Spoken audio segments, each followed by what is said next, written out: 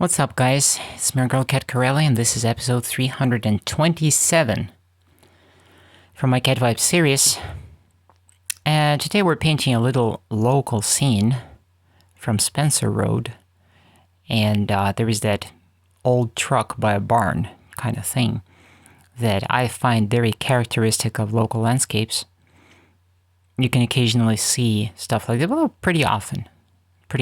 You see those old trucks or old cars parked in someone's backyard as you're driving down the road, and it's just, never seen anything like this before until I moved here. But before we go into the video, of course, if you are not subscribed to my channel, I want to invite you to subscribe and enable all notifications. Hit that bell notification. If you are subscribed, enable all notifications, please, because otherwise, YouTube doesn't notify you necessarily when I post a new video. And I'm posting videos every third day, routinely. I paint a lot nowadays, and I have a lot to share, a lot to post. I think, I was just thinking about this today. I think I might actually film myself making underframes, stretcher bars, in other words. Stretcher bars and underframes, putting them together, and someone might find that useful because I'm making all of this myself. I'm making my own panels as well. I'm learning as I go, and just whenever I need something, I look up stuff on YouTube, and there is some painter, some artist who figured it out, and I borrow an idea from here or from there, and then I look at, whatever materials I have laying around, and I go for it because, I need something to paint on.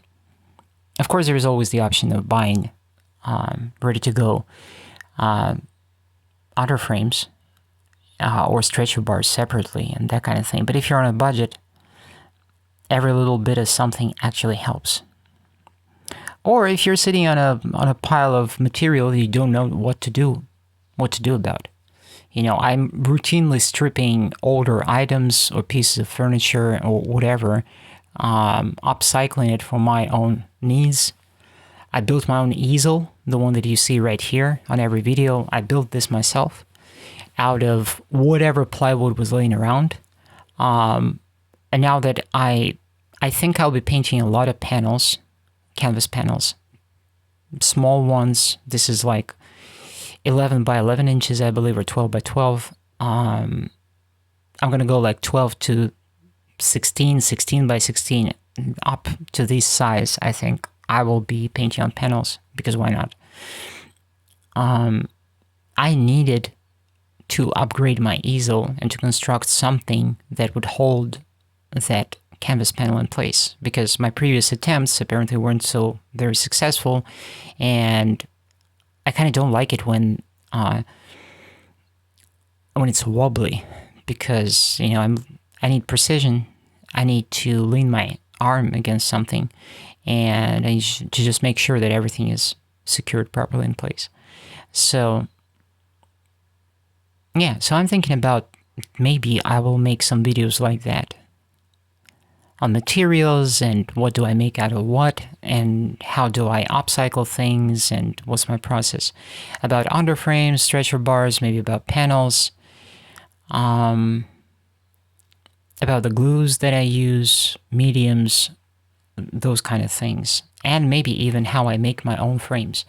But I think I first need to advance my frame making techniques enough so that I can, share that. But that's another type of content that I might be potentially putting out in the future. As for now, this is a little local scene, basically. And I find scenes like this kind of fascinating in their own way. They're very simple. But there is something about this interaction between wildlife, this immense Kentucky vegetation, the lighting, the sunlight, usually, and in a lot of cases, just this deteriorating but very colorful local infrastructure. The crooked utility poles, the old barns that are sometimes falling apart. someone's old trucks or cars or vehicles kind of rusting away in the backyard.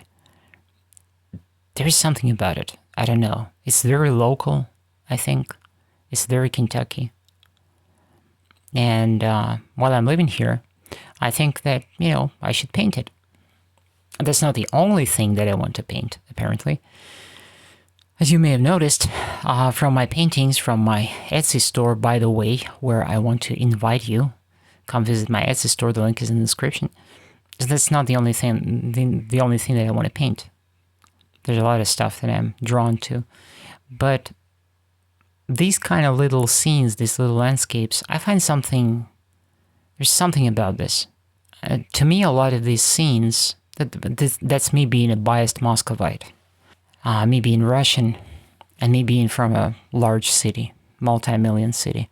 To me, there is something sad, profoundly sad about scenes like this.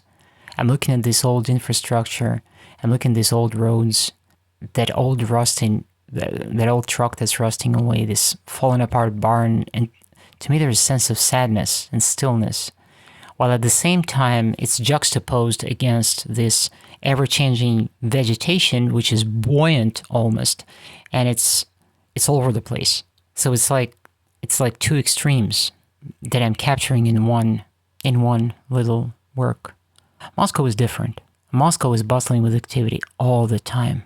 There's always something going on. It's all in motion. And there's so many people. And here, it's the opposite. There's lots of this silence. And there's the finished painting. It will be framed eventually. And it will show up in my Etsy store alongside other paintings as well. Thank you very much for watching. And you will hear me next time. Ciao.